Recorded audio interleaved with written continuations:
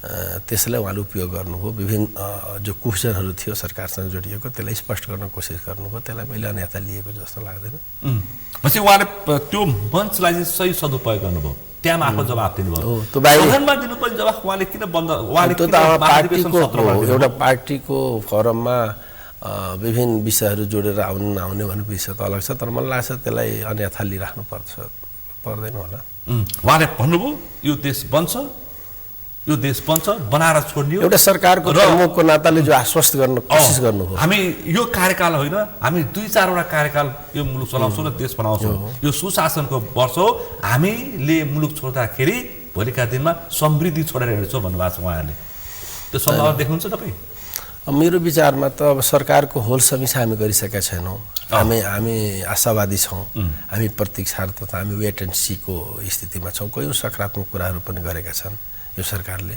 तर बिहानीले दिनको सङ्केत गरे जस्तै त्यति सुखद जस्तो मलाई लाग्दैन किनकि यो सरकार गठन गरिसकेपछि जेका हत्याराहरू या जेका आन्दोलनका अपराधीहरू दण्डित हुनेछ भन्ने अपेक्षा थियो जनताको त्यसरी उहाँले आउनु पनि भयो तर अन्तमा के परिणाम अहिलेसम्म जे आन्दोलनका पीडितहरूले न्याय पाए कि पाएन यो सुशासनको एउटा महत्त्वपूर्ण पाठ थियो त्यसमा अहिले चुक्नु जे आन्दोलनको विषय नै अहिले ओझेलमा पर्यो त्यो भनेको त सुशासनको सुरुवात त्यहाँबाट हुनु पर्थ्यो नि जे आन्दोलनको अध्ययन अनुसन्धान त भइसकेको थियो 6 महिना लगाएर त्यति बेलाको आयोगले सबै गरे गौरीबहादुर कार्की आयोगले त्यो आयोग अब त ती आयोगले त भाता फिर्ता गराउनु पर्ने यदि त्यो आयोगले कुनै तथ्य पत्ता लगाएको छैन भने गौरीबहादुर कार्कीले त्यो देशलाई गुमराह बनाएको र बिना कामै नगरिकन भत्ता खाएको भन्ने आरोप लगाउन छुट छैन त्यसरी हामी कुराहरूलाई केन्द्रित गर्न सक्नुपर्छ भन्ने लाग्छ त्यसर्थले पनि मलाई लाग्छ उहाँहरूले त त्यत्रो 6 महिना लगाएर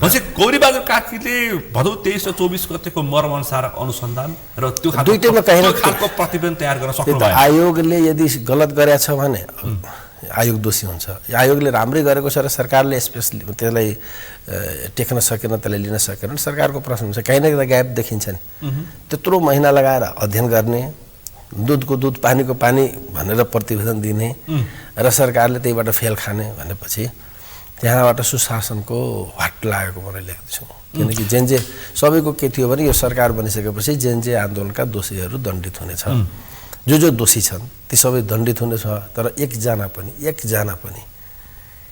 एउटा केपी ओली चाहिँ छोडिदिनुहोस् अरू केपी ओली होस् या रमेश नेतृत्व दुईजनालाई छोड्नु बरु जेएनजी आन्दोलनका अगुवा गर्नेहरू कति सयौंको ज्यान गएको छ हजारौं घरबार विहीन भएका छन् कयौं घाइते भएका छन् अस्तव्यस्त छन् देश त यसमा तपाईँ 1-2 जनालाई पनि तपाईँ उभ्याउन नसक्ने र त्यो आयोगले गरेको छानबिन तथ्य त पत्ता लगाइसकेको थियो नि अनि त निर्दोष र दोष बनाए त त्यो तथ्य भनेको काफी होइन र सरकारले तथ्य फेला परेर भन्छन् त तथ्य थिएन भने किन समात्नु भयो भन्ने प्रश्न आउँछ तथ्य थियो भने त्यो तथ्यलाई किन अगाडि ल्याउनु भएन किन दुनियाँले बताउनु भएन भने कयौं प्रश्नहरू यहाँबाट सुरु हुन्छ दोस्रो उहाँले भ्रष्टाचारको विरुद्ध यो सरकार अगाडि आउँछ भनेको कुनै इफेक्टिभ हामी हेरेनौँ भ्रष्टाचारीको विरुद्ध कुनै इफेक्टिभ एक्सन हामी हेरेनौँ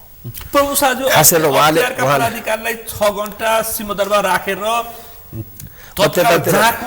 भ्रष्टाचारलाई मुद्दा दर्ता गराउन त सरकारले लगाइरहेछ त त्यसरी थुनेर हुन्छ कि निर्देशन दिएर हुन्छ मौखिक लेखेर लिखित दिनुहोस् न तर मैले यतातिर भन्ने होइन भ्रष्टाचारीलाई कारबाही गर्न सरकारले एक्सन लिन सक्नुपर्छ के गर्नुपर्छ तपाईको विचारमा एक्सन खैदे देखियो त उहाँले बनायो एउटा आयोग बनायो आयोगले के भन्यो वर्तमान संसद र मन्त्रीको छानबिन नहुने दुनियाँमा छानबिन त आफैबाट सुरु गरेन दुनियाँले विश्वास गर्छ तपाईँ कसैको रूपान्तरणको अपेक्षा कानुनी शासनको अपेक्षा आफूबाट सुरु गर्ने कि आफू बाहेकबाट सुरु गर्ने उहाँले भन्नुभयो वर्तमानको केही पनि हुँदैन फलानुको हुँदैन चिलानुको हुँदैन राष्ट्रको प्रमुखलाई नहुने भने कसलाई हुन्छ पिउनलाई हुन्छ पूर्व राजालाई नहुने रे पूर्व राष्ट्रपति उपराष्ट्रपतिलाई नहुने रे बहालवाला मन्त्रीलाई नहुने रे सांसदलाई नहुने रे वर्तमानलाई नहुने कसलाई हुने भनेपछि यसले के गर्यो जो सुकै होस् ठुलो होस् सानो होस् वर्तमान होस् या पूर्व होस् राम्रो गरिरहेछ भने राम्रै आउँछ नि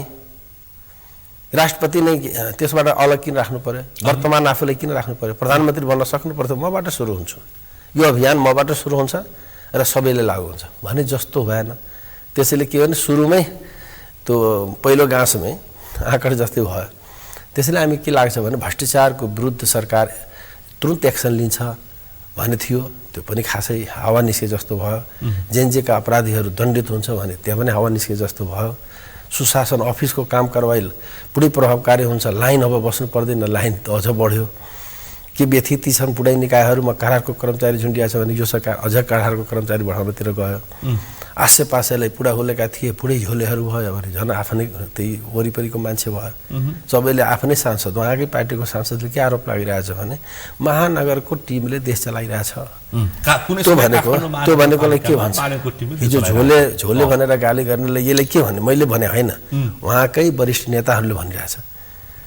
त्यो भनेपछि त्यहाँ पनि हामीले विश्वास र उत्साहित गर्ने स्थिति सिर्जना भएन। हामी जुन स्टेप खोजिरहेछौँ त्यसरी अगाडि बढेको देखिएन। त्यसले के देखाउँछ भने यो सरकार कसरी अगाडि बढ्छ एउटा अन्यलकै अवस्था देखिन्छ। फेरि कुरा पनि अलिकति चेन्जेबल जस्तो देखियो। जस्तो यो सरकार आइसकेपछि विकास बढ्नु पर्थ्यो, राजस्व उठ्नु पर्थ्यो, ऋण घट्नु पर्थ्यो। ऋणको घट्ने कुरा कहीँ छैन, बढ्ने नै देखियो। राजस्व उठ्ने छैन। अहिलेसम्म 74% मात्र राजस्व उठेको छ। विकास बजेट जम्मा 33% खर्च भएको छ। विचार गर्नुभएको छ? यो सरकार आइसकेपछि त जेएनजीको सरकार भनेको छ, सुशीला सरकार, विज्ञको सरकार। त उहाँको 6.5 महिनाको काम र अहिलेको 2.5-3 महिना उहाँ यो सरकार 3.5 महिना झन्डै चल्छ भनेपछि यो सरकार त सबभन्दा स्पेसल हुनु पर्थ्यो। गत सालको तुलनामा राजस्व बढी उठ्नु पर्थ्यो, गत सालको तुलनामा विकास बढी हुनु पर्थ्यो, गत सालको तुलनामा ऋण घटाउनु पर्थ्यो भनेपछि ऋण बढेको छ, राजस्व घटेको छ, विकास घटेको छ। अहिलेसम्म हिजोसम्मको तथ्याङ्क हेर्ने हो भने जम्मा 33% विकास बजेट खर्च भएछ, जबकि आज कति गते भयो? 8 गते हुँदासम्म 33%। भनेपछि धेरै भयो भने 40% खर्च हुन्छ भने काबिल सरकार कहाँ देखियो त नि? काबिल सरकार त खर्च गर्न सक्नु पर्यो, काम बढाउनु पर्नु पर्यो, राजस्व उठ्नु पर्यो। यदि तपाईँ फ्रेस हो भने त राजस्व किन उठेन? चुहावट छैन, चुहावट रोकियो र एकदम काम दौडेर भइरहेछ भने त राजस्व उठ्नु पर्थ्यो नि। मैले भने होइन यो कुरा, सरकारको तथ्याङ्कले भन्छ हो 74% मात्र राजस्व उठेको छ। जम्मा 14 खरबको टार्गेटमा 74%। भने कति उठ्ला? यो कति छ र 10 दिन 20 दिनमा कति उठ्छ अब बताउनुहोस्? 80 पनि बाँड्न आउँदैन। अहिलेसम्म 80 भन्दा माथि थियो। अहिलेसम्मको सबै सरकारको रेसियो हेर्नु भने 80 प्लस माथि उठ्थ्यो राजस्व। 100 नपुगे पनि 90, 85, 95 को वरिपरि हुन्थ्यो। तर यो सरकार त 80 अन्डरै राख्यो। अनि बजेट कहिले पनि 50 भन्दा ओभर जान्थ्यो, 45 भन्दा तल थिएन। पुँजीगत पैसा खास गरी विकास खर्च भने विकास खर्च पनि नबढ्ने, 33% को हाराहारीमा छ अनि विकास बजेट नबढ्ने, राजस्व पनि नउठ्ने, अनि सरकार एकदम काबिल भन्ने 2/3 को छ, दौडिरहेको छ भने त मुखले भन्ने हो कि परिणामले दिने हो? परिणाम त त्यसरी देखिरहेको छैन। अब त्यसमा पनि हुटहुटी छ हामीसँग भन्ने छ भने हामी त त्यसो मलाई लाग्छ तपाईले हिजोको सरकारले गरेर यो सरकार आउँछ भनेर त हामी आशावादी छौँ त। नेपाली जनता आशावादी छौँ। अनि त्यो सरकारले त मैले भनिरहेको छु असफल हुने छुट छैन, सफल हुनुपर्छ। सबै असफल भइराख्यो भने त मान्छे फ्रस्ट्रेट हुन्छ नि। देश फ्रस्ट्रेट गर्ने त, देशलाई फ्रस्ट्रेट गर्ने छुट कसैलाई छैन। त्यसर्थले हामी त्यसलाई सफलता चाहन्छौँ। अब हामी सफलता चाहेर मात्र के हुन्छ? हाम्रो त चाहना भयो, तर सरकार गर्न सक्नु पर्यो, परिणाम दिन सक्नु पर्यो, भाषण होइन। त्यसैले मैले के चाहन्छु भने उहाँहरूले आफ्नो स्पिडलाई कहाँ कमी भइरहेछ। 2.5-3 महिनामा त धेरै ठुलो समय होइन, तर बुझ्नेलाई त धेरै भयो नि। एउटा टेस्ट गर्ने बित्तिकै पत्ता लाग्यो। 100 दिन पनि क्रस गरेको छैन सरकार बनेको। त्यही त अब मानौ यो आर्थिक वर्षमा 3टा सरकार हामी हेऱ्यौँ। झन्डै 2-2.5 महिना केपी ओलीको सरकार हेऱ्यौँ, त्यसपछि सुशीलाजीको सरकार हेऱ्यौँ र अहिले बालनजी हुनुहुन्छ। 3 कालखण्डलाई एउटै आर्थिक वर्षमा पनि हेर्न सकिन्छ। यो आर्थिक वर्षको हिसाब किताबले पनि के भन्छ? झन्डै 2 महिना त सावन भादो भन्ने चाहिँ 2 महिनाको वरिपरि त केपीजीले चलाएको, जबकि त्यो स्टार्ट महिना थियो। गत सालको तुलनामा यो साल तुलना गर्न सक्छौँ हामी भनेको तथ्यमा विश्वास गर्नुपर्छ। त तथ्यले के भन्छन् भने सरकारको एक्सन गुणात्मक चेन्ज ल्याएको छैन। अहिलेको बजेट तपाईँ हेर्नुहुन्छ भने बजेट देशलाई बनाउने खालको छैन, देशलाई उजाड्ने खालको छ। बजेट हो त विश्व अर्थतन्त्र बुझेको विदेशमा यो देशबाट लुटेर विदेश जाने भगौडा पुँजीपतिहरूको पक्षमा छ यो बजेट। हो, नेपाल उजाड हुँदैछ। नेपाल बनाउने गरी कहाँ छ त देखाउनुहोस् न मलाई। तपाईँ यो विषय विगत अहिले यो विषय तपाईँ उठाउँदै आउनु भएको छ, तपाईँ तर्सिरहनु भएको छ।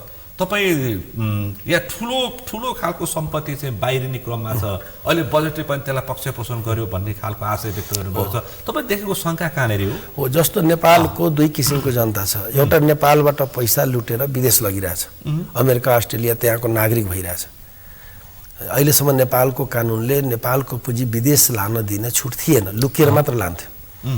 अहिलेसम्म त्यो स्थिति थियो, लान त लान्थ्यो तर लुकाएर लान्थे। तर अब यो सरकारले कुन पोलिसी लियो त? अब त्यो कम्युनिटीको लागि, त्यो वर्गको लागि कसरी लिँदैछ भन्ने प्रश्न आउँछ। दोस्रो, नेपालको जो अर्थतन्त्र छ त्यसलाई सबल बनाउन, त्यसलाई अझ सुरक्षित र अझ माथि उठाउन के गर्यो भन्ने प्रश्न आउँछ।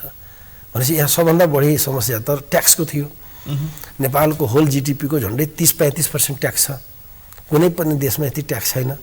इन्डियाको होल जिडिपीको कति % ट्याक्स लिन्छ, चाइनाले होल जिडिपीको कति % ट्याक्स लिन्छ र अमेरिकाले होल जिडिपीको कति % ट्याक्स लिन्छ। तर नेपालमा करमाथि हो कर, त ट्याक्स पछि ट्याक्स भयो। सरकारको एउटा मात्र मैले देखेँ, आयकरमा केही चेन्ज ल्यायो, भन्सारमा केही घटायो र अनशुल्क, यस्ता तीनवटा कुरामा केही गरे पनि अन्य त फेरि उस्तै देखिन्छ। रेसियो त उही देखियो। भनेपछि ट्याक्समा केन्द्रित यो बजेट देशकै अर्थतन्त्र, यो सरकारको होल टार्गेट केन्द्रमा ट्याक्समा ल्याइदियो। 21 खर्बको बजेट बनाएको छ। अब 21 खरब जस्तो मानोस्, हिजोको सरकारको बजेटभन्दा यो बजेट बढायो। तर राजस्व उतै छ, कहाँबाट मेकअप गर्ने? राज्यको अवस्था उस्तै छ, 14 खरब राजस्वबाट उठाउनु भन्नुभएको छ, 21 खरबको बजेट छ। विकास बजेट गत सालकै तुलनामा अझ सेम छ। भनेपछि तपाईँ बजेट बढाउनु भयो त पुँजीगत बढाउनु पर्दैन, विकास बजेट बढाउनु पर्दैन। अनि भनेपछि त विकास बजेट तपाईँ नबढाउने अनि गर्नुहुन्छ के भन्ने प्रश्न आउँछ। अनि बजेटको त्यो बढाइदिनु स्केल भनेपछि बजेटको दायरा बढाउँदा बजेटको सबैमा हामी तपाईँ हेर्नुपर्ने हुन्छ। त्यसरी मैले के देख्छु भने यो सरकारले हाम्रो अर्थतन्त्र ड्यामेज भएकै बाहिरीबाट हो। बाहिरी सस्तो छ र नेपालमा महँगो छ। अनि यहाँको उद्योग चलेन, यहाँ कृषि गर्न मान्छेले छोडिदियो। त अरूभन्दा सस्तो बनाउने तरिका भनेको त ट्याक्स नघटाएर त उपाय नै छैन नि। भ्रष्टाचार घटाऊ, ट्याक्स घटाऊ, घुस कमिसन हटाइदियो र यो के अरे ट्याक्स हटाइदियो त सस्तो हुन्छ नि। अनि त्यो सीमामा 100 रुपियाँको कुनै पनि खालको बन्देज लगाउनु पर्दैन, गर्नु पर्दैन। जस्तो नेपालको पानी इन्डियाले जति बाँध लगाए पनि रोक्न सकेको छैन नि, जति ठुल्ठुला बाँध लगाए पनि रोक्न सकेको छैन। किन? हामी अग्लोमा छौँ, ऊ होचोमा छ। हामी सस्तो गरिदियो भने उसले जति पर्खाल लगाए पनि जे गरे पनि समस्या हाम्रो होइन, उसको हुन्छ नि। नेपालबाट उता जान थाल्छ त हामी नेपालबाट चाइना जाने, नेपालबाट अरू देश जाने, नेपालबाट इन्डिया जाने के पोलिसी लिनै नसक्ने हो र? अनि तपाईँ बोर्डरमा म टाइट गर्छु भन्छन्, यहाँ महँगाईको उत्कर्ष पुर्याइदियो। तर किसानहरू त हर्षित देखिए त। कहाँ हर्षित छ? किसानको त मल पाएको छैन। मलको कति महँगाई छ बुझ्नु भएको छ? इन्डिया र नेपालको तुलनामा बिजुली महँगो छ। इन्डिया र नेपालको तुलनामा यहाँ तेलको मूल्य महँगो छ, जसको कारण उत्पादन महँगो भइरहेछ। मल खाद पाउँदैन। इन्डियन मल यहाँ आउँदा कति महँगो पाइरहेछ, नेपाली मलै पाउँदैन। अब मल पाउँदैन मान्छेले, अनि झन् महँगो छ त खेती छोडिरहेको छैन र। मान्छेले राम्रो मान्छे कहाँ खेती गरेछ? पढे लेखेको मान्छे, सम्पन्न मान्छे त खेती नै गरिरहेको छैन, मुलुक छोडिरहेछ। अनि मुलुक त छोड्दैन, खेती छोडिरहेछ। मजबुरीको पेसा खेती भयो। अनि तपाईँ भन्नुहुन्छ किसान हर्षित छ। किसान त झकिरहेछ, उसको बोल्ने कोही नभएर हो मात्र। कर्मचारी जस्तो भएको भए त आन्दोलनै गर्थ्यो नि। तर किसान त्यो लेभलमा छैन। किसान पीडित छ, अहिले महँगाईले पीडित छ, हरेक चिज महँगो छ। एउटा औषधि केही पनि चेन्ज आएको छैन प्रभु साथी। अहिले यो सरकार बारेमा साको यो जानेलाई छान्ने भएर अहिले यो सरकारले कस्तो छ भने यो बादल गर्जिरहेको हुन्छ नि, गाडाङगुडुङ अब वर्षिन्छ कि अब वर्षिन्छ जस्तो अवस्था छ देशको। गर्जिरहेको छ, अब वर्षिन्छ कि वर्षिँदैन थाहा छैन। हाम्रा पूर्वजले त के भन्छन्, गर्जिने बादल वर्षिँदैन भन्छन्। हामी आशा गरौँ वर्षिहालोस्। अहिले एउटा अन्यल भन्न सकिन्छ, एउटा त्रास भन्न सकिन्छ। गर्जिरहेको बादल जसरी एउटा सन्नाटाको स्थिति हुन्छ, सायद पानी पर्छ भन्ने अपेक्षा राखेर मान्छे वेट गरिरहेको हुन्छ। ठ्याक्कै त्यही अवस्थामा छ यो सरकार। देशको अवस्था यस्तो छ जस्तो मलाई फिलिङ हुन्छ। बादल गर्जिँदाखेरि त चट्याङ पनि पर्छ, त्यही त दुर्घटना पनि हुन्छ कि? गर्जिने अवस्थामा विभिन्न हुन्छ। त्रसित हुन्छन्, मान्छेलाई लाग्छ कि पानी पर्छ, पानी पर्न पनि सक्छ नपर्न पनि सक्छ, तर इतिहासले त अर्कै भन्छ। त्यसर्थले पनि मलाई लाग्छ एउटा सनाटाको अवस्था छ, एउटा अनिगलताको अवस्था, एउटा त्रासको अवस्था छ।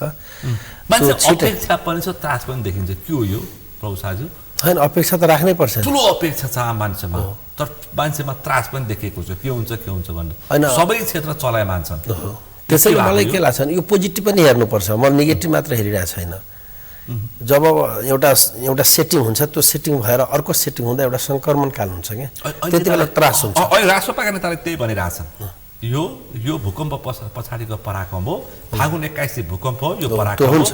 त्यसैले मैले यसलाई आशावादी रूपमा लिन्छु। पराक्रमको व्यवस्थापन भयो, अझ बिग्रिन पनि सक्छ, अझ सप्रिन पनि सक्छ। तपाईलाई के लाग्छ? त्यसै होइन, अझ हामी किन अहिले नेगेटिभ कुरा गरौँ त? मैले बिग्रिहालोस् बरोस् भन्ने हामी त्यो नि, त्यसपछि मैले त आशावादी छु कि राम्रो होस्। तर यसले अहिले मैले सुरुमै भने नि, यो बजेट आइराख्दा मेरो मनमा के थियो भने अब विकासको एउटा लहर आउँछ भने थियो, विकासको बजेटै बढेन।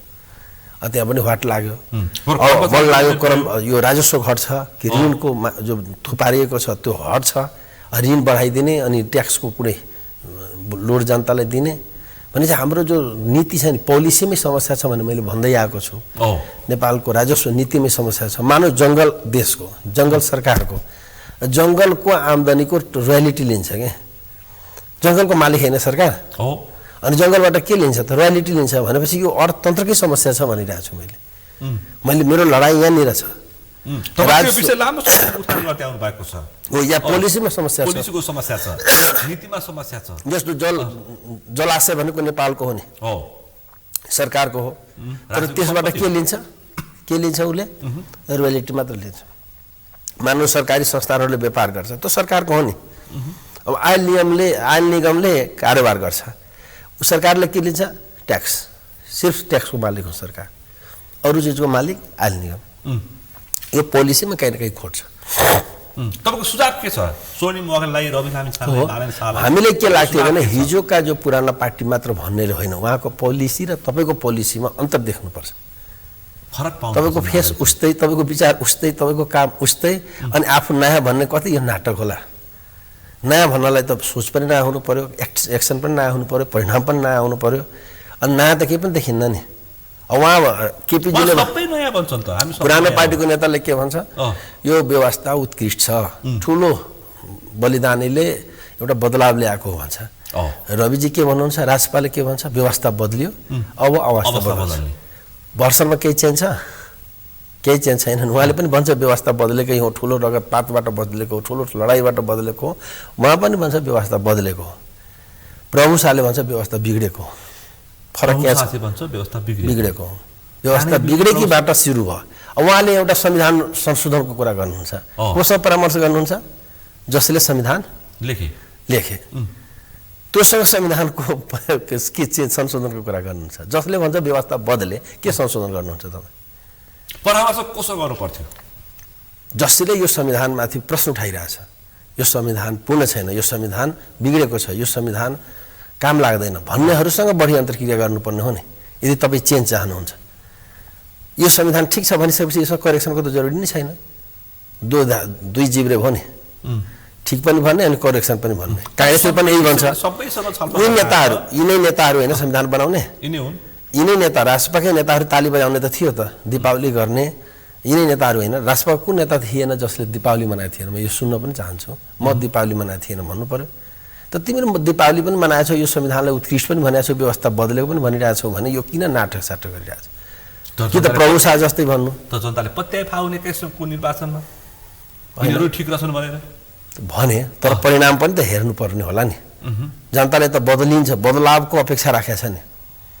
धेरै धेरै व्याख्या बुझ्दैन। प्रभु शाहको भाषण मान्छेले बुझ्दैन। मान्छेले हेर्ने भनेको एक्सन हो, प्रभु शाहले काम के गर्यो त्यो हेर्छ नि। भनेपछि मान्छेले त त्यही अपेक्षा गर्यो, परिवर्तनकारी शक्ति भनेर राष्ट्रपालले ल्यायो, यसले गर्छ भनेर विश्वास छ साथीलाई। अब गर्ने लाइनमा जानुपर्छ भने हाम्रो अपेक्षा। अब संविधान मानव प्रभु शाहले जब संविधान बनिरहेको थियो त्यत्रो रिस्क मोलेर 601 मा मैले सिग्नेचर गरिनँ, जबकि संविधान सभाको मेजर भूमिकामा थिएँ। म सभापति थिएँ, म कानुन मन्त्री थिएँ, कानुन सेक्टरको प्रमुख थिएँ, म सौदा समितिमा थिएँ र पनि मैले सबै बुझेर दुईटै संविधान सभामा जितेको मान्छे मैले किन सिग्नेचर गरिनँ? मैले किन भने यो संविधान यो व्यवस्था बिगाड्यो त्यो कुरालाई गम्भीरतापूर्वक लिनुपर्ने हो नि। त्यसैले गरेको संविधानमा कहाँले ठ्याक्कै देखेको खोट चाहिँ के हो प्रभु शाहज्यू?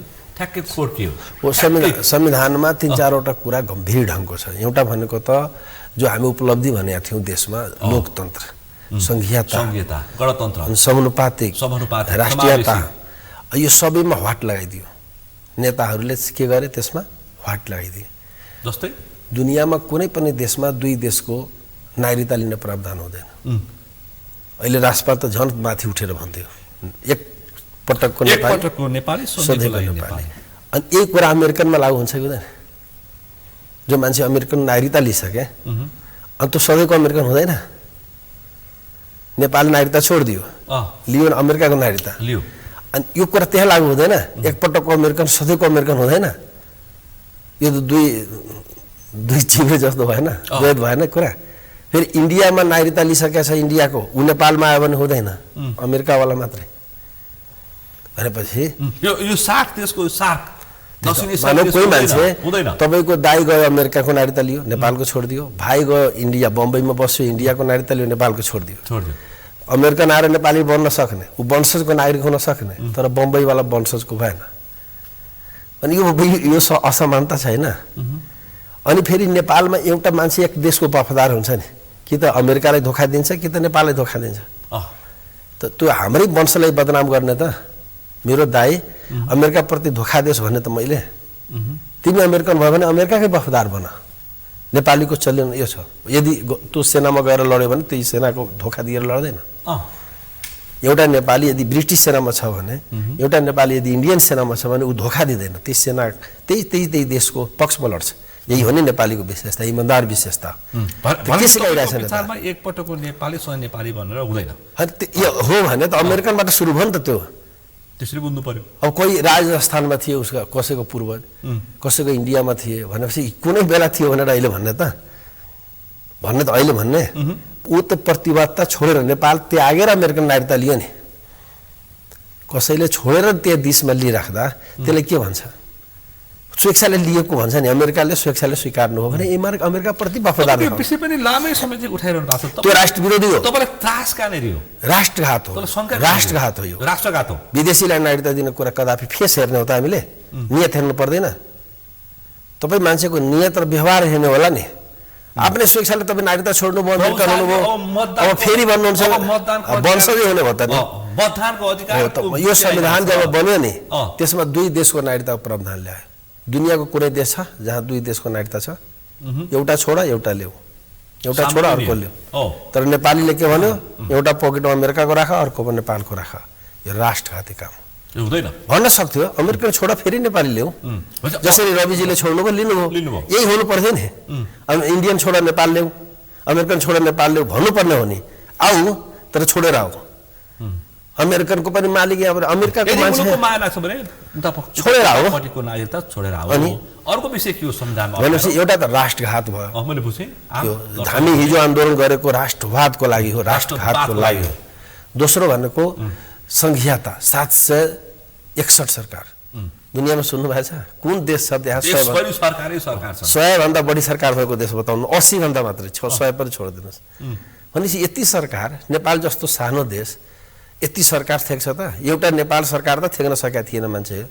अब 700 सरकार पनि थेक्न गाह्रो थियो। 3 टायरको संघीयता दुनियाँमा सुन्नु भएको छ? संघीय मुलुकहरू छ, देखाउनुहोस् 3 टायरको कहाँ छ? यो तमासा भएन? संघीयताको पनि अपमान। के गर्नुपर्छ? 3 टायरको संघीयता कहीँ दुनियाँमै छैन। अब के गर्नुपर्छ? 761 सरकारको जरुरी पनि छैन। भनेपछि यो संघीयताको चाहिँदैन। अनि संघीयता बिगाडियो, बिगाड्नु के? कत्रो चाहिन्छ संघीयता? होइन, संघीयता भनेको त्यो 3 टायरको हुन्छ त दुनियाँमा। चाइना कमान्ड चाहिँदैन? चाहिन्छ। अनि चाइना कमान्ड छ त? सबै इकाइ, सबै सरकार संवैधानिक छ। सबै स्वायत्त, स्वायत्त मात्र होइन, संवैधानिक हो। एकले अर्का टेर्दैन, संवैधानिक इकाइ हो, कसैको माथमा छैन। भनेपछि संघीयताको पनि अपमान हो। हामी लोकतन्त्रको लागि लडेका थियौँ, दलतन्त्र भयो नेपालमा। दलतन्त्र हामी समानताको लागि लडेका थियौँ, समानुपातिक प्रभुत्वको लागि लडेका थियौँ। समानुपातिकको मजाक भयो। समानुपातिक भनेपछि यो जो हामी गऱ्यौँ, समानुपातिकको लागि लडेको, संघीयताको लागि लडेको, लोकतन्त्रको लागि लडेको, राष्ट्रको लागि लडेको, त जुन मुद्दामा हामी लडेका थियौँ त्यस्तै कहाँ पायौँ त हामीले? यत्रो समावेशिता, यत्रो संहिताको यत्रो विषय उठान छ, यत्रो समावेशिताको कुरा उठिरहेछ, यत्रो प्रतित्व भइरहेछ प्रभु शाहजी, तपाईँले देख्नु भएको कहाँ छ भन्नु न त मलाई देखाउनुहोस् पहिला। हरेक तपाईँलाई म भन्छु संविधान उही छ नि, संविधान उही छ। मलाई अहिले देखाउनु 275 सदस्यीय प्रतिनिधि सभा छ, एकजना पनि मधेसी दलित छैन। किन आएन? सिस्टमको खोट होइन भने कसो खोट हो त यो? रासपा जस्तो परिवर्तनकारी पार्टी हुँदा पनि जित्दा पनि एकजना पनि, जबकि नेपालमा 6% हाराहारी, 5.5-6% हाराहारी मधेसी दलित छ। 275 मा यदि त्यो अनुपात खोज्ने हो भने 16-17 जना पर्छ, एकजना पनि छैन। त्यो पनि दलित। कौन दलित? मधेसी दलितको सहभागिता 0 भयो। अनि यो कुन संविधान व्यवस्थामा हामी अभ्यास गरिरहेछौँ भन्ने कुरा, खोट कहीँ माथि छ कि भन्ने प्रश्न आउँदैन? सिस्टममा कहीँ खोट छ भने आउँदैन? तपाईँ हामी सिस्टमबाट सुरु गर्ने होइन र? सिस्टम राम्रो छ भने म्यानेजर जस्तो सुयान परिणाम अलि राम्रै आउँछ। प्रणाली ठिक छ भने हो, व्यवस्थापन त्यतिकै। कि त तपाईँ हामी सिस्टम केही पनि होइन, सबै म्यानेजर मात्र हो भनेपछि रक्सी भट्टीमा म्यानेजर ल्याएर अनि चिनी निकालिदिनुहोस् न त। चिनी निकालेर देखाउन सक्नुहुन्छ? मेसिनरीको कुरा हुन्छन्, होल सिस्टमको कुरा हुन्छन्। उन्नत लोकतन्त्र, उन्नत समावेशी, उन्नत कहाँ देखियो त? हिजो त हामी के देख्यौँ भने यो पार्टीको पनि यही महाधिवेशनमा पनि अब अनिवार्य जनजाति, मधेसी सबै कोटाहरू अनिवार्य तपाईलाई म भन्छु शर्तका साथ राखिएको छ। तपाईलाई म के भन्छु, तपाईलाई म 2-3 कुरा भन्छु।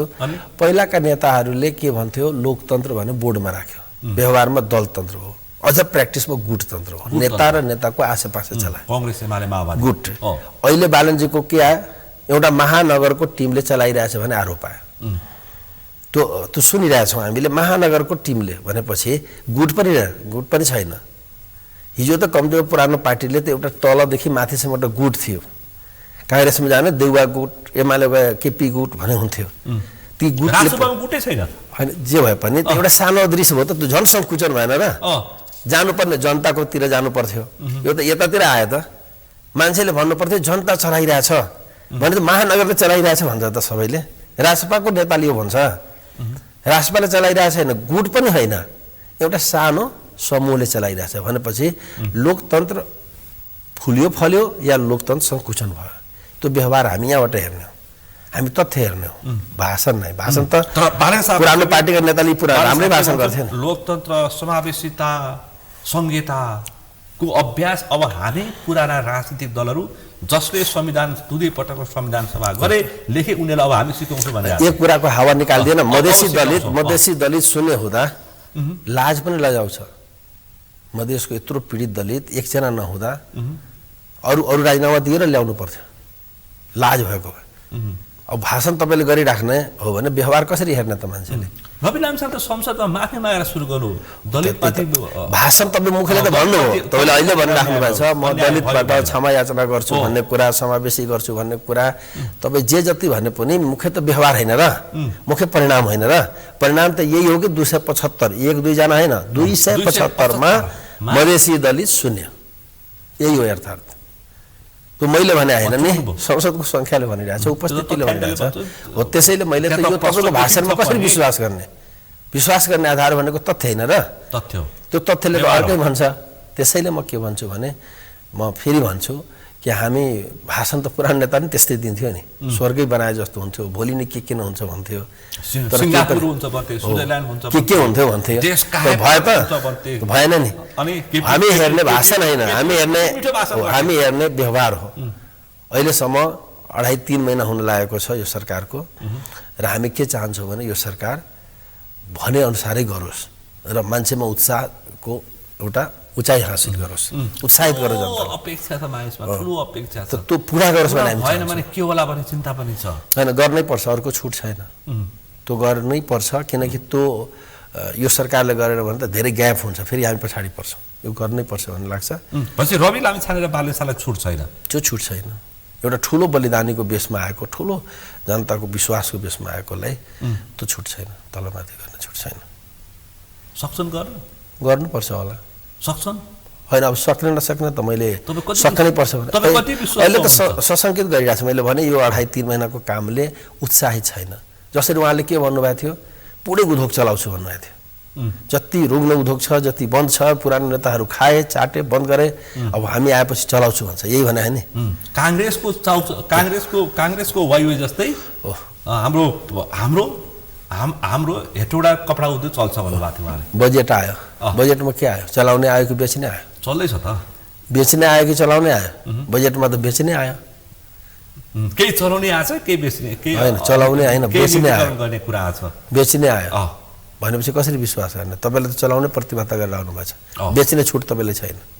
तर बजेट त बेच्ने गरी आयो, चलाउने गरी कुन उद्योगमा कति पैसा छुट्याएको छ कहीँ देखाउनुहोस् त मलाई। बेच्ने त सुनेको छ, यस्तो हो र? अनि बेचेर चाट्ने? बेच त कङ्ग्रेसले माओवादीले गरिसकेका छन् नि। त तपाईँ हिजो भन्दा नयाँ के हो त? बेच्ने र ऋण थुपार्ने। तपाईँको घरको गार्जियनले जग्गा जमिन बेचिरहेछ र ऋण लिइरहेछ, त्यो गार्जियनलाई के सक्छ भन्छ त? ठुला घरानाहरूलाई प्लटिङ गर्नको लागि होइन, यो औद्योगिक जुन ठुल्ठा उद्योग छन् त्यो होइन, तपाईँको रौतडमै छ नि चिनी उद्योगहरू। त चिनी उद्योग त सरकारी होइन, सरकारी उद्योगको कुरा गरेँ क्या मैले। जो दर्जनौँ हिजो कुनै बेला यहाँ ठुल्ठुला उद्योगहरू खुले कयौँ नेपालकै पैसाले, कयौँ विदेशी सहयोगले खुले, पञ्चायतमा खुलेको। यी नेताहरू आएर त्यसलाई सखा पारे यतिसम्म कि सिमेन्ट कारखाना पनि घाटामा छ, रक्सी, चुरोट यस्ता कारखाना पनि घाटामा हुन्छ, चुरोट कारखाना कहीँ घाटामा हुन्छ छ, त्यही छेउको अरू कारखाना बढिरहेछ, त्यो घटिरहेछ भनेपछि कहीँ न कहीँ हिजोका गल्तीहरू थिए। पनि यो सरकारले चलाउने होइन र। हिजो जुन बेला भोट मागिराख्दा यो उद्योग चल्छ, त्यो उद्योग चल्छ, यो गर्छु भन्नेहरूले त यही प्रतिबद्धता निस्किनु पर्दैन? हामी त गोरखकाली रबर उद्योगदेखि उदयपुर सिमेन्ट कारखाना पनि चल्छ भन्ने ढुक्क थियौँ। हो भने चल्नुपर्छ, तर बजेट त्यसरी आएन, चल्ने गरी आएन, के गरी आयो? बेच्ने गरी आयो भनेपछि यसलाई हामी के भन्ने त नि? त्यो सङ्केतले हामीलाई झस्काउँछ। अनि यसले के हुन्छ नि, खोदा पहाड निक्ला चुहा भने जस्तो भइरहेछ। हामीले लाग्थ्यो यो नेताहरूले गर्न, मैले लड्दै आएको मान्छे, म अलि बढी विश्वास यो राजपामा गरेको छु कि उनीहरूले गरेन यसले गर्छ, तर यसले पनि खाइ गर्ने जस्तो त बजेट आउँदा मलाई लागेको थियो। अरू काम छोडेर मैले बजेट सुनिरहेको थिएँ, तर बजेट सुनिरहेको खायौँ उत्साहित। सुरुमा त अलिकति के किन हो जस्तो 2-4वटा राजस्व कुरा आयो, हामी आयकरलाई यो गर्छु, त्यो घटाउँछु, अर्को अनशुल्कमा केही सुधार ल्यायो, भन्सारमा पनि ल्यायो, यस्तो शब्दहरू सुन्दा मलाई लाग्थ्यो केही गर्छ, कर्मचारीको तलब बढायो, यिनीहरूलाई गर्दा सायद केही गर्छ, पुँजीगत पैसा देख्छु झन् जहाँको त्यहीँ छ। विकास बजेटमा खासै चेन्ज छैन, राजस्वको होल दायरामा कुनै कमी छैन, ऋण झन् बढाएको छ भनेपछि जुन प्रब्लमबाट हामी गुज्रिरहेको थियौँ सेम देखा पर्यो त नि। बिजुली, शिक्षा र स्वास्थ्य जुन मौलिक अधिकार छ, जो मौलिक अधिकार जो राज्यले दिनुपर्नेमा ट्याक्स लगाइदिन्छ भनेपछि यसलाई मान्छेलाई झस्कायो। यो सरकार गर्छ, करेक्सन गर्नु पर्यो। तर मलाई के लाग्छ भने अब जस्तो बिजुलीमा 50 युनिटबाट 100 बन्दियो, अब सिस्टमले मिल्छ कि मिल्दैन अर्को कुरा हो, तर सरकार अलिकति जनताको सुन्छ भने पनि पोजिटिभ मैले लिएको छु। किनकि मान्छेलाई आलोचना गरेपछि 50लाई 100 लगे, यस्तै चेन्ज गरोस्, जनताको सुझावलाई बुझोस्, जनताको अपेक्षालाई बुझोस्। जनताको असन्तुष्टि आउने बित्तिकै सच्चिनु पर्यो सरकार। हिजो सिस्टमको बहाना दिएर संसदको क्षेत्राधिकार भनेर सरकार र जसरी गैरजिम्मेवार हुन्थ्यो, कम्तीमा सरकार गतिशील भएको मैले हेर्छु। यो स्पिडलाई लगोस्, खास गरेर जनता खुसी हुनु पर्यो, देश बन्नु पर्यो। यो सिस्टम कुरा हो, नियम सियम त सहायक कुरा हो भने मैले बुझ्छु। नियम हो, संरचना यो पनि हो, तर यो सहायक हो, साधन हो, साध्य भनेको जनता र देश हो। त्यो लक्ष्यमा यदि भट्केको छैन भने यो सरकार सफल हुन्छ। तर लक्ष्य भनेपछि बालन सरकारले समता शुल्कको नाममा लिएको शिक्षा र स्वास्थ्यको पनि ट्याक्स हटाउनु पर्छ। जनताको अपेक्षा, जनताको लागि तपाईँ जनतालाई हँसिलो बनाउन, जनतालाई खुसी पार्न आउनुभएछ भने जनताको मुहार हेर्दै बन्नु, हिँड्नु न। जनता के चाहन्छ हिँड्नुहोस्, विधि विधान त्यसरी निर्माण गर्नुहोस्, मिलेको छैन भने मिलाउनुहोस्। यो साधन हो, बाटो भनेको त लक्ष्य होइन, साधन हो। बरु नियम कानुन पर्ने कुरा पछि त मिल्दै जान्छ, त उहाँको सरकारकै काममा मिलाएर भइहाल्छ। त्यसैले मलाई के लाग्छ भने सरकार गतिशील होस्, जनताले अपेक्षा अनुसार हिँडोस्, विधि विधान सम्मत पनि बनाओस्, तर मुख्यतः जनताको फेस हेरोस्, अनुहार हेरोस्। त्यतातिर हिँड्यो भने मलाई लाग्छ, मैले त्यसलाई पोजिटिभ लिएको छु। त्यो हेरेर यो सरकार बलियो भयो र यो सरकार देश बनायो भन्दा तपाईँहरूको काम छैन नि? होइन, मलाई यस्तो म काम छैन, पुष्पकमल दाहालको काम छैन, गगन थापाहरूको, प्रभु शाहको, उपेन्द्र यादवहरूको, सिकिराजहरू। अनि देश भन्यो भने के हामी नाखुस हुन्छौँ त? तपाईँ देशमा राम्रो सबैले गर्छ त, बालनजीले नै सबै गर्नुहुन्छ र गर्नेहरूले गर्छ। प्रधानमन्त्रीले सबै काम गर्दैन, प्रधानमन्त्रीको पनि एउटा लिमिटेसन छ भनेपछि सबैको आफ्नो लिमिटेसन छ। हाम्रो अपेक्षा त देश बनोस् भन्ने चाहन्छौँ। मैले नै गर्नुपर्छ भन्ने छैन, जसले गरे पनि देश बन्यो भने म खुसी हुन्छु नि। यदि तपाईँ स्वार्थी होइन भने तपाईँ खुसी हुनुपर्छ। देश बनेको देख्दा पल्दाखेरि खुसी हुनुपर्छ। हिजो त मैले प्रभु शाह नेता बन्नलाई हिँडेको होइन, देशमा बदलावको लागि हिँडेको हो। देश बनाउनलाई तपाईँले हतियार उठाएको हो। त्यही त यो मुलुकमा कुनै हामी कुनै अनि महत्त्वाकांक्षा बोकेर हिँडे होइन, त्यसैले मैले त्यो महत्त्वाकांक्षा पनि छैन। देश बनेको महत्त्वाकांक्षा छ, जसरी पनि देश बनोस्। सबै आफू छोडेर प्रभु शाहले सबै काण्डहरू यो सरकारले उत्खनन गरेर अनुसन्धान गर्छु भनेको छ। दरबार हत्याकाण्डदेखि त्यही त मलाई त हिजोको कहाँ जाने पहिला जेन्जी गर्ने सुरु गरे हुन्थ्यो कि मलाई त कहाँ लाग्छ भने आजभन्दा 25 वर्ष पुरानो हत्याकाण्डको कुरा गर्नुपर्छ। तर अहिले यो सरकारबाट बढी अपेक्षा गरेको के थियो? जेन्जी, जसको छानबिन भइसकेको छ। तपाईँ छानबिन गर्नुहुन्छ र जसको छानबिन भइसक्यो, कति पैसा खर्च गरिसक्नु, पैसा पनि खर्च भइसकेको छ। मानव अधिकारले पनि त्यत्रो काम गरेछ, गौरी बहादुरजीको टिमले पनि त्यत्रो काम गरेछ, प्रतिवेदन र तथ्य दिइसकेको छ। भने जेन्जी मुभमेन्टलाई छोडेर अनेकको कुरा गरेछ मान्छे पत्याउँछ त, यहाँबाट सुरु गर्नुहोस्।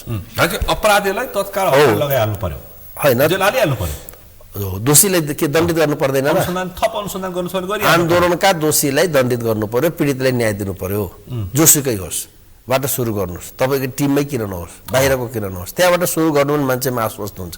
यो सरकार कसैबाट प्रभावित हुँदैन, दह्रो ढङ्गले हिँड्छ भने हामी लाग्छ। अब यहाँ छोडिदियो उताको कुरा, उता छोडिदियो यताको कुरा, यो भनेको त ढाँट्ने छल्ने मात्र देखिन्छ। त्यतातिर नजाओस् सरकार भन्न चाहन्छौँ। प्रभु शाहको छोरालाई नै आरोप लगाए फेरि जेन्जी विद्रोहमा उस्काउने। अनि कम्तीमा मैले के लाग्छ भने यो देशमा नेताका छोराछोरी दुई टाइपको देखिए के।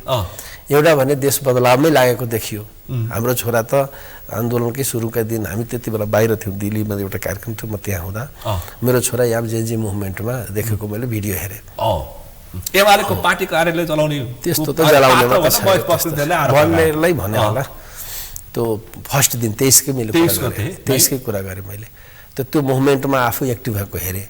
त कयौँका यस्ता छन् नेताहरूको छोरा यो गर्दैछ, यहाँ कुकर्ममा संलग्न छ, यहाँ भ्रष्टाचारमा संलग्न छ भन्छ। तर कम्तीमा प्रभु शाहको छोरा त देश जनताकै लागि लडिरहेछ भनेमा म खुसी छु। यसमा तपाईँ पोजिटिभली लिन जरुरी छ। हामीले त यो आन्दोलनलाई कयौँले यसलाई नेगेटिभ भन्छ, प्रभु शाह यसलाई त पोजिटिभ। मैले त भनेको थिएँ नेपालमा यो व्यवस्था बिग्रेको हो, यो व्यवस्था सुधार्नुपर्छ। नेपालमा दलतन्त्र भयो, दलको टिकट छोडेर मैले दलतन्त्रको विरोध तेस्रो जनआन्दोलन सुरु गरेँ। काठमाडौँको ऐतिहासिक धरतीबाट आन्दोलन अगाडि बढाउनुपर्छ भने हिँडिराख्दा जेन्जी मुभमेन्ट हो। अझ प्रभु शाहले गरेको विश्लेषण, प्रभु शाहले निकालेको निचोडकै दिशामा देश बढेको हामी हेऱ्यौँ। कयौँले भन्थ्यो 84 चुनाव हुन्छ, मैले 84 भन्दा अगाडि नै केही हुँदैछ नेपालमा। यो क्रान्तिकारी दिशामा जान्छ। एक कुर्सी बाह्र भन्नुभएको थियो 84 मा भन्दा अगाडि नै के हुँदैछ भनेर मैले भनेको र मैले आन्दोलनको पनि घोषणा गरेँ। दलतन्त्रको विरुद्ध तेस्रो जनआन्दोलन हुन्छ र त्यो काठमाडौँबाट हुन्छ। मैले काठमाडौँमै हाम्रो एक्टिभिटिज केन्द्रित गरिरहेको थियौँ र लगातार मुभमेन्ट अगाडि बढाइराख्दा जेन्जे मुभमेन्ट भयो। भने प्रभु शाहले भनेकै दिशामा भयो। प्रभु शाह नै हुनुपर्छ भने त मैले खोजेको थिएन। देशमा बदलाव हुँदैछ, यो बदलाव अग्रगामी हुनुपर्छ, पश्चगामी हुनु हुँदैन। रियाक्सन यदि अगाडि बढेन भने मान्छे रियाक्सन हुन्छ। किनकि रवि र पालनले जेन्जी आन्दोलनको स्वामित्व लिएका छन्। अब हेर्न जरुरी के छ भने यो परिवर्तनकारी ओरिजिनल परिवर्तनकारी हो कि फेक परिवर्तनकारी हो, अब हेर्न बाँकी छ। मैले यसलाई आशावादी छु, किनकि यत्रो जनताले विश्वास गरेकोले म आशंका प्रकट गर्ने दुस्साहस म गर्दिनँ। बालन र रविका कोही उम्मेदवार नै हेरेनन्। हेरेकोलाई जनताले बालन र रविको अनुहार हेर्न भोट दिए। के लागेको छ भने देशमा बदलाव हुनुपर्छ, बदलाव गर्ने उम्मेदवार छ। जस्तो खालको आरोप लागेका पात्र हो, जस्तो उम्मेदवारतिर हेरेकै छैन। उम्मेदवार हेर्दै हेरेनन्। रवि र बालन हेरेर, रवि र बालनको मुख हेरे, अनुहार हेरे। त्यसमा त लिडरशिपलाई नै विश्वास गर्नुपर्छ भन्ने त डाउटै भएन। तर म जसले देशमा आन्दोलन खोजिरहेको थिएँ, देशमा बदलाव खोजिरहेको थिएँ, सुधार खोजिरहेको थिएँ, त्यसको लागि कति खुसीको कुरा होला। नेपालमा मैले तेस्रो जनआन्दोलनको घोषणा गरिराख्दा मान्छे बेमौसमको बाजा भनेको थिएँ मैले। यो व्यवस्थामा चेन्ज आउनुपर्छ, यो नेताहरू पुरै देश लुटे भनिराख्दा यो पूर्वाग्रही भयो, के स्वार्थ पुगेन त्यसैले भन्छ, त्यसरी मान्छेले टिप्पणी गर्थ्यो। तर के भयो देखियो त देशमा एउटा ठुलो गडगडाहट देखियो, एउटा ठुलो बदलाव देखियो। त त्यसमा म कति खुसी भयो होला। तर प्रभु शाहजी सबै भू राजनीतिको खेल हो भनिरहेको छ नि परिवर्तन। के तपाईँ हामी सबैले अरूले चलाइरहेछ? त्यही भन्छ लेख्थाइ यो जति मान्छे आन्दोलन आयो के सबैले विदेशले भन्न जाऊ यो बकवास हो। तर नेपाली तपाईँको घरमा अरू छिमेकीले पनि इन्ट्रेस्ट राख्ला, विरोधीले पनि इन्ट्रेस्ट राख्नेहरू राख्छ। तर नेपाली जनतामा हामी भरोसा नगर्ने, नेपाली युवामाथि विश्वास नगर्ने। सडकमा नेपाली युवा थिए यहाँ छ त नेपाल। अब नेपाल एउटा भूपरिवेष्टिक मुलुक हो, सानो मुलुक हो, विश्वको यो कन्टेन्टमा रणनीतिक मुलुक हो, रणनीतिक ठाउँमा छौँ हामी। यहाँ विभिन्नको इन्ट्रेस्ट हुन्छ, त्यसलाई हामी नकार्दैनौँ। तर नेपाली जनता नै निर्णायक हो नि। नेपाली जनताको गरेको कामलाई हामी आशंकाले हेर्ने, एक दुईजना होइन, लाखौँ लाख यहाँ होइन, देशको सबै कब्जामा एकैपटक मान्छे रोडमा आएको छ। अनि विदेशीले भन्छ त त्यसमा सबै विदेशी। अनि त्यस्तो त्यो बकवास मात्र, आफूले गल्ती छोप्न, आफूलाई राम्रो भन्न, यो आरोप बाहेक अरू केही पनि होइन होला। यसमा कसैको इन्टेन्सन होला, कसैको विभिन्नको चाहना हुन्छन्। त त्यो हुँदैमा हामी त्यस्तातिर मुख्य बनाएर कुरा गर्न थाल्यो भने बिग्रिन्छ। भदौ 23 र 24 गतिको विद्रोह, जेएनजी विद्रोह अर्गानिक हो, जायज हो, अर्गानिक हो, त्यसमा त कुनै डाउटै छैन। नेपाल उकुस मुकुस थियो, त्यो विस्फोट भयो। त्यो कुरा त हामी भनेकै थियौँ, प्रभु शाहले त भनेकै थियो। हामी किन दलको टिकट फाल्दियौँ त? त्यति बेला पहिलो पार्टी थियो नि नेकपा एमाले, त्यो टिकट किन छोडिदिएँ त मैले? म कुनै माथिल्लै कमिटीमा थिएँ, म पदको हिसाबले टिकट पाएकै थिएँ, मैले छोडिदिएँ मैले टिकट। र अरू पार्टीमा उहाँले लागेको थियो कि कसको डिजाइन देखिएन। म रोडमा आएँ, म सडकमा आएँ, आन्दोलनको घोषणा गरेँ। त्यति बेला एक्लै आन्दोलनको घोषणा गर्दा वीरकुटी मण्डपबाट त्यसरी उद्घोष गरिराख्दा मान्छे मजाक पनि बनाइरहेको हेरेँ, बेमौसमको पनि भनिरहेको थियो, बेऔकादिक कुरा भनिरहेको थियो, हुँदै नहुने कुरा भनिरहेको थियो। त्यसरी भन्थ्यो। तर भयो कि भएन? मैले भनेको त 6 महिना पनि भएन, चैत 24 त मैले भनेको भदौमै त्यसरी आयो। कोही मान्छेले भन्थ्यो प्रभु शाहलाई विश्वास गरेर गएको भए अलिकति राजनीतिक मान्छेको नेतृत्वमा हुन्थ्यो भन्थ्यो, अन्त गयो त देश भन्ने जस्तो पनि मान्छेले मलाई सुनाउँछ। कोही मान्छेले जसलाई हामीले पत्याएको थिएन उहाँलाई अहिले पस्तो छ। कम्तीमा प्रभु शाह त अलि सुझबुझको मान्छे थियो। पुराना दलको सबैको समय सक्यो भनिरहेछन् सबैको होइन, जहिले पनि नयाँले पुरानोले रिप्लेस गर्छ, त्यसमा डाउटै छैन। विचारको कुरा गर्नु पर्यो। यहाँ त आउँछ पुस्ताको कुरा, त फेसको कुरा, यो बकवास हो। यो नेपालमा हामी हेरेका छौँ, पहाडी अपराधी छ, मधेसीकोले लुट, यसरी मधेसी पहाडीको कुरा गर्ने। त्यति बेला पनि मैले भनेको थिएँ, पहाडीमा पनि अहङ्कारी छ, राम्रो पहाडी पनि छ, मधेसीमा पनि खराब छ, राम्रो पनि छ। फेसलाई मेजर बनाउनु जहाँ पनि सबै। अब कोहीले के भन्छ पुरानाहरू खराब भनेपछि के तपाईँको बुवा बाजे खराब थियो? पुराना हो नि त घरका, बुवा बाजे खराब थियो भन्ने अर्थ आउँदैन। त्यसै राम्रो खराब छ नि, सबै पुरानाहरू खराब, सबै नयाँहरू राम्रो भन्ने हुँदैन। नयाँमा पनि खराब छ, राम्रो पनि छ, पुरानोमा पनि राम्रो र खराब छन्। भनेपछि राम्रा र नराम्रो बिचको स्ट्रगलको रूपमा हामी लियौँ भने देश सही दिशामा जान्छ। यसलाई पुस्तासँग जोडिदिने, यसलाई अनुहारसँग जोडिदिने, यसलाई धर्मसँग जोडिदिने भनेपछि यसलाई गुमराह बनाउने, देशलाई गुमराह बनाउने बाहेक अरू केही पनि हुँदैन। कोहीले भन्छ पुराना पार्टीहरू खराब, नयाँहरू राम्रो, पुराना नेताहरू खराब, नयाँहरू राम्रो। त्यस्तो हुन्छ त? कुरा विचारको हुन्छ, कुरा व्यवहारको हुन्छ, कुरा बदलावको हुन्छ भनेपछि त्यसलाई हामी नयाँ पुरानो भन्दा राम्रो नराम्रोको रवि लामिछानेको राजसभाको विचार चाहिँ के देख्नु भएको छ? छैन, मैले धेरै डिटेल त बुझेको छैन। तर सरस्वती उहाँले भनेको अनुसार तपाईँ के? तर मेरो अध्ययनमा त के देखिन्थ्यो भने, म त हेरेको हो नि, रवि लामिछाने राजसभा बनाएर आएपछि ओलीजीसँगै एउटा पार्टनर थियो सरकारको। हो, लामो काल उहाँ ओली गठबन्धनसँग, जब ओली सरकारमा आउँथ्यो रविजी आइहाल्नुहुन्थ्यो। हिजो चितवनमा पनि त्यही झलक जस्तो लागिरहेको थियो। चितवन यी पुरानो पार्टीहरूको एउटा राम्रो दोस्ती देखियो नि। आखिर दोस्तीलाई नै मान्छे त्यही इन्भाइट गरेर हुन्छ, जो आफ्नो हुन्छ त्यसरी नै इन्भाइट गरेर हुन्छ नि। भनेपछि त उहाँहरूकै दोस्ती देखियो। तपाईँ र मिराज ढुङ्गानाको पो कुरा मिल्यो त यहाँ? होइन, पुरानो पार्टी होइन, मैले भने होइन, हिस्ट्री त्यही भन्दैन र। हामी त संसदमै थियौँ, रविजीको दोस्ती केपीजीसँग थियो, केपीको गठबन्धन उहाँ 2 पटक मन्त्री हुनुभयो। मिराज ढुङ्गाना पनि त्यही पुरानासँग नयाँ पनि मिल्यो भनिरहेछन्। त्यही कुरा पनि उही गर्छ, व्यवस्था बदलेकै भन्छ, उहाँ पनि व्यवस्था बदलेकै भन्छ। उहाँले पनि भन्छ कि हामी अपेक्षा अनुसार सुधार गर्न सकेनौँ, कुरा उस्तै देखिन्छ। भनेपछि हरेक कुरामा त नजिकै छ त नि, विचार पनि उस्तै छ, सोच पनि उस्तै छ। अब 1-2 जना पात्रको कुरा छोडिदिनु न, 2-4 जना पात्रको के राजसभा पनि सबै कुरा मिल्छ त? त्यही अमरेशजी जानु भएन, अमरेशजी अनि काठमाडौँ त कुरातिर नजानुहोस् कि व्यक्तितिर नजानुहोस्, सोचको कुरा गरौँ हामीले। त्यसैले यो व्यक्ति केपीजी खराब कि फलानुजी खराबतिर हामी जाँदैनौँ, सोच एउटै छ। सोच एउटै छ, तर केही गर्छन् भन्ने आशा पनि तपाईँलाई छ? होइन, जनताले भयो, जनतालाई छ। हामी त लागेको थियो, हामीले लागेको थियो कि छ अझै पनि होइन। जुन दिन रविजीले भन्नु व्यवस्था बदले अवस्था भने मैले संसदबाट भने यो गलत हो। मान्छे राम्रो हो भने व्यवहार राम्रो हुन्छ। संसदमा भने रविजीकै सामनेमा मैले भने यो तपाईँले गलत व्याख्या गरिराख्नु भएको छ। व्यवस्था राम्रो हो भने अवस्था पनि राम्रो भइसक्थ्यो। यदि अवस्था बिग्रेको हो भने यसको दोष व्यवस्था राम्रो भइदिएको भए अवस्था पनि बनिसकेको हुन्थ्यो। अवस्था खराब छ यसको मतलब व्यवस्था खराब छ, अवस्था पनि खराब छ। यता हावा सच्याउनु पर्यो। मैले भनेको थिएँ भनेपछि त्यति बेलै लागिरहेको थियो कि उहाँले ठिक रोगको सही पहिचान गर्नुभएको छैन। रोगको सही पहिचान भनेको सिस्टममा छ। बालनले फेरि त्यो भन्दैन, बालनले त्यो भन्दैन फेरि कि सिस्टम खराब भन्छ न उहाँले। उनले व्यवस्था उहाँले त यस्तो भन्यो कि जनकपुर सबैले के भन्छन् भने यो बढी डिसेन्ट्रलाइज भयो, विकेन्द्रीकरण भयो, बढी सरकार भयो, जसको कारण देश अनकन्ट्रोल हुँदैछ भन्ने दुनियाँको निचोड छ। एक सरकारबाट 761 सरकार छ, कुनै कसैको मातहतमा छैन, चेन अफ कमान्ड छैन भने सुनले यहाँ अराजकताको सङ्केत गर्छ।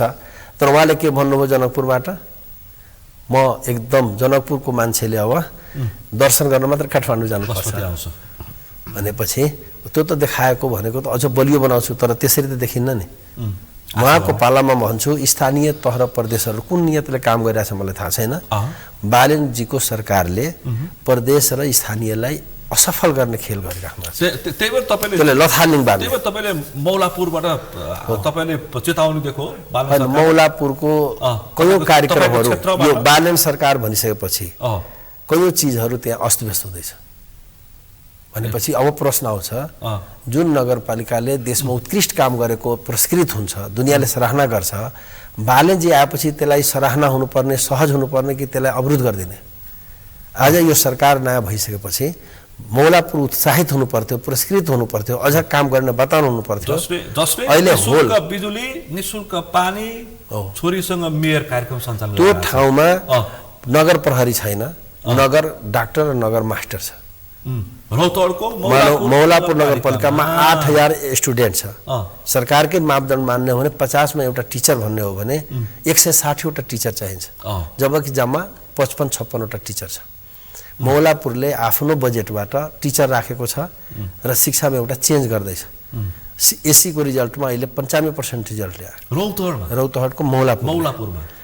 यसपालि होइन, लगातार 5-7 वर्षदेखि उसले हाई आफ्नो पोजिसन बनाइरहेछ भनेपछि त्यहाँ 1 रुपियाँ लाग्दैन शिक्षा। नो करप्सन, 1 पैसा लाग्दैन। नो करप्सन 1 पैसा पनि लाग्दैन शिक्षामा। त्यहाँ शिक्षा फ्री छ, दवाई फ्री छ, सिँचाइ फ्री छ, खानेपानी र बिजुलीको पैसा लाग्दैन। त्यसमा त झन् सरकारले सपोर्ट गर्नु पर्दैन, नजिकबाट निहाल्नु पर्दैन, कोअपरेट गर्नु पर्दैन। जलन भइरहेछ। अरूले के भन्छ भने योलाई रोकिएन भने अरू नगरपालिका पनि हार्छ अरे, अरू सरकारले दबाब भन्छ। तिमी आफू पनि त्यसरी गर्न, दबाब हुन्छ भने डरले त्यसलाई। अब त्यो ठाउँमा गठबन्धन छ, तपाईँ हिसाब गर्नुहोस् त, नेपालमा एमाले काङ्ग्रेसको गठबन्धनलाई दुनियाँले अनैतिक गठबन्धन भन्यो। त्यही अनैतिक गठबन्धनले जेनजे मुभमेन्टको लागि ठुलो एउटा ऊर्जाको काम गर्यो भनेपछि मौलापुरमा रासपाले काङ्ग्रेस एमालेसँग गरेको गठबन्धनलाई हामी कसरी बुझ्ने? नैतिक गठबन्धन बुझ्ने? त्यसको लक्ष्य के हो? मौलापुरमा जो विभिन्न पार्टीहरू, जति प्रमुख पार्टीहरू छ, एक भएर प्रभु शाहको विरुद्ध, त्यहाँको नगरपालिकाको मेयरको विरुद्ध, मौलापुर नगरपालिकालाई फेल गर्न विरुद्ध जुन गठबन्धन बनाएका छन्, त्यो गठबन्धनलाई के नैतिक भनौँ कि यो राजसभाको महान उपलब्धि भनौँ कि एउटा सानो नगरपालिकालाई अस्तव्यस्त बनाउने खेललाई हामी के भन्नु त भन्नु सरकारलाई? यो सरकारको मैले एकजना राजसभाको नेतालाई भने कि तपाईँको सरकारले यसरी किन गरिरहेछ भने राजसभाको नेताले मलाई के भन्ने थाहा छ कि यो सरकारको पोलिसी हो प्रदेश र यो स्थानीय तहमा पुरानो पार्टीहरू जितेको छ त्यसलाई अवरुद्ध गर्ने, असफल गर्ने र घन्टी जिताउने। त्यसरी भन्छ त। मैले भने त्यसरी तपाईँ पनि मित्र, शत्रु, खराब, नराम्रो, राम्रो चिन्नु पर्दैन। कुन प्रदेश सरकार राम्रो गरिरहेछ, कुन स्थानीयले राम्रो गरिरहेछ, त्यसरी तपाईँले छुट्याउनु हुँदैन। त्यसरी छुट्याउन थाले त कहाँ हुन्छ? घन्टी जित्नुपर्छ भने हाम्रो हो भनेपछि यो पुरानो विफल नहुँदासम्म त नयाँ आउँदैन भन्छ। आगे भन्छ। म त राजसभाको ठुलो नेताले सोधेँ कि तिमीले यसरी किन गरिरहेछौ भने उसले भन्छ प्रदेश र स्थानीय तहमा हामी हस्तक्षेप गर्छौँ, असफल गर्छौँ अनि मात्र घन्टी जित्छ नि, यदि तपाईँले बुझ्नुपर्ने हो भन्छ। भनेपछि मौलापुरले राम्रो गर्यो कि नराम्रो गर्यो भने उहाँको डायरीमा छैन। जसरी घन्टी जित्नुपर्छ भने हिजो एमाले काङ्ग्रेस यही चाहँदैन थिए। त्यो नीति तोरिनु भएन, त्यस लक्षण आयो त। काङ्ग्रेस एमाले बनाएको गठबन्धनलाई हामी अनैतिक भन्ने, अपवित्र भन्ने, अनि राजपाले बनाएको गठबन्धनलाई मैले के ताली बजाइदिउँ? के नियतले गठबन्धन बनायो त उनीहरूले? रोक्ने, किन रोक्ने? भन्छ बिजुलीको पैसा नदिनु रे। एक ठाउँमा दिएकोले अरू नगरपालिकामा बवाल भइरहेछ, अरू नगरपालिका त्यसरी खोजिरहेछ। अब त्यहाँ नगर मास्टर राख्नु हुँदैन, नगर डाक्टर पनि राख्नुपर्छ। त केन्द्र सरकारले दिनुपर्छ पर्दैन? शिक्षकको दरबन्दीको जिम्मा केन्द्रको सरकारको हो कि होइन, आयोगको हो कि होइन? त रौतहट मात्र होइन, मधेसभरिको हरेक विद्यालयमा शिक्षक अभाव छ। तहगत टिचर छैन, विषयगत टिचर छैन, सङ्ख्याको अनुपातमा टिचर छैन, पढाइ गुणस्तरहीन बनाइदियो। यसो जवाब दिनुको सट्टा जुन नगरपालिका केन्द्रको काम गरिदिरहेछ, आफ्नो बजेट काटेर टिचर राखिदिरहेछ, त्यसलाई तपाईँ निरुत्साहित गर्ने, त्यसलाई निराश बनाउने? राम्रो कामको तपाईँले त्यहाँ सिँचाइको नहर पुगेको छैन, मौलापुर नगरपालिकामा कुनै नहर छैन, डिप बोर्डिङमा मात्र टिकेको छ, स्यालो टेबल मात्र टिकेको छ। मानव कुन बेला जान्छ, हामी लडिरहेछौँ त अर्को कुरा हो, तर त्यो ठाउँमा कुनै सिँचाइ प्रोजेक्ट पुगेको छैन। त्यहाँ जे छ बोर्डिङमा भर पर्छ। अनि कृषि मिटरको पैसा हामी फ्री गरिदिन्छौँ भने किसान खुसी हुन्छ, तर अर्को सरकारलाई रातभरि निद्रा आउँदैन। सिँचाइको कृषिको पैसा बन्द गर भन्छ, त्यो किसानले राहत नदेऊ। त तिम्रो नहरको पैसा तिम्रो सबै हाम्रै बजेटबाट अरू ठाउँमा नहर पुग्ने, नेतृत्व गरेको भए पनि नागरिकको सेवा सुविधा, मौलापुरको नागरिकको राजस्वको पैसाले अरू ठाउँमा नहर पुग्ने, त्यो ठाउँमा नहर नपुग्दा तपाईँ हामी प्रश्न गर्ने कि नगर्ने? त्यो नहर नपुगेको किसानले पनि राहत पाउनुपर्छ भन्दा बिजुलीको पैसा दिनु मिल्दैन भन्छ। त्यो गलत हो। अनि हामी भन्छौँ त्यो लेखेर दिनु न, हामी भन्छौँ लेखेर दिनु नदिनु भनेर, किन हामी देखाइदिन्छौँ जनतालाई भने त्यो लेखेर नदिने र तर पैसा पेमेन्ट नगर्ने भने खाता पाता त केन्द्र सरकारसँग छ। भविष्यमा चुनाव जित्ने नियतको नाममा जनताले पाएको सुविधा कटौती भनेपछि यो यसको लागि त बदलाव पक्कै गरेका थिएन। हामी त व्यवहार हेर्ने हो, राम्रो हाम्रो राजपा भयो भने राम्रो रे, अरू पार्टी आइन खराब। त्यही मान्छे काङ्ग्रेसमा हुँदासम्म भ्रष्ट, राजपामा आउने बित्तिकै गङ्गाले धोइसक्यो, माओवादीमा हुँदासम्म भ्रष्ट। त्यो पनि होइन, खराबै हो। अनि हामी चाहन्छौँ जस्तो सुकै पार्टीको पनि खराब भनेको विरोधी हो, राम्रो हो भने हाम्रो हो भन्नुपर्ने हो नि।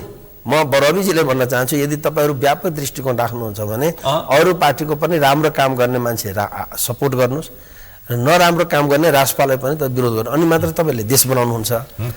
नत्र हाम्रो पार्टी भन्ने बित्तिकै चोखो, अरू पार्टी हुने बित्तिकै सब खराब, त्यसरी भइरहेको हामी हेर्छौँ। पक्कै पनि म अन्तिममा छु। तपाईँले पत्रकार ऋषि धवलालाई चुनाव लडाइदिएर मलाई अप्ठ्यारो पारिदिनु होइन। मलाई के लाग्छ भने तपाईँ हामी जो देशप्रति चिन्तित छौँ, उहाँहरू जो राजनीतिक जो गलत ट्र्याकमा गइरहेछ त्यसलाई सही ट्र्याकमा ल्याउने जो ऋषिजीले जो प्रयास गर्नु र प्रयास गरिराख्नुपर्छ त्यो सराहनीय छ। यसलाई हामी नेगेटिभ लियौँ भने बेठी राजनीतिमा पनि सक्रिय त्यति हुन सकिरहनु भएको छैन पत्रकारिता। तर मलाई लाग्छ कि त उहाँ मात्र होइन, उहाँ जस्तो देश र जनताप्रति चिन्तित मान्छेहरू, केही गर्छु भने ढुकढुकी भएको मान्छेहरू प्रयास गर्नुपर्छ। किन राजनीति भनेको मुख्य सेक्टर हो, इन्जिन हो। यो सुध्रियो भने देश सुध्रिन्छ। राजनीतिक बिग्रियो र पत्रकारिता मात्र सुधारेर कति दिन तपाईँ देश सुधार्नुहुन्छ? त्यसैले उहाँले राजनीतिक सुधार्छु भन्ने जो सङ्कल्प लिएर आउनुहुन्छ होइन, म भन्छु कि दृढतापूर्वक बढ्नुहोस्। यो चुनाव भनेको अन्तिम होइन हो, त्यो त आइराखेको हुन्छ, गइरहेको हुन्छ। यसमा हामी एउटै एक्सनबाट तपाईँ पुरै निचोड निकाल्नु भने त्यहाँ बिग्रिन्छ। त्यसैले फेरि ट्राई गर्ने जबसम्म हामी लक्ष्यमा पुग्दैनौँ तबसम्म ट्राई गरिरहनुपर्छ। हाम्रो लक्ष्य स्वार्थी हुनु भएन, आत्मकेन्द्रित हुनु भएन, देश केन्द्रित हुनु पर्यो। देश केन्द्रित भयो भने तपाईँ सफलता कसैले ठ्याक्कै समय सक्यो। समय र संवादलाई विशेष रूपमा आभार व्यक्त गर्न चाहन्छु। Thank you. आज हामीले विशेष गरी राष्ट्रिय स्वतन्त्र पार्टीको महाधिवेशन, त्यसमा उठेका प्रतिबद्धता, अभिव्यक्ति र मन्तव्य र त्योसँगै समग्र मुलुकको अहिलेका परिस्थितिका बारेमा आज हामीले गम्भीरताका साथ छलफल गऱ्यौँ। आजको यो छलफलमा मसँग सहभागी हुन्थ्यो आम जनता पार्टीका अध्यक्ष प्रभु शाह। आजको विषय प्रसङ्ग यति नै। भोलि अर्को विषय प्रसङ्गका साथ एसटिभी च्याटुनी बाचा गर्दै म सुनिल दाहाल पनि बिदा चाहन्छु। सगरमाथा टेलिभिजन हेर्दै गर्नुहोला। नमस्कार।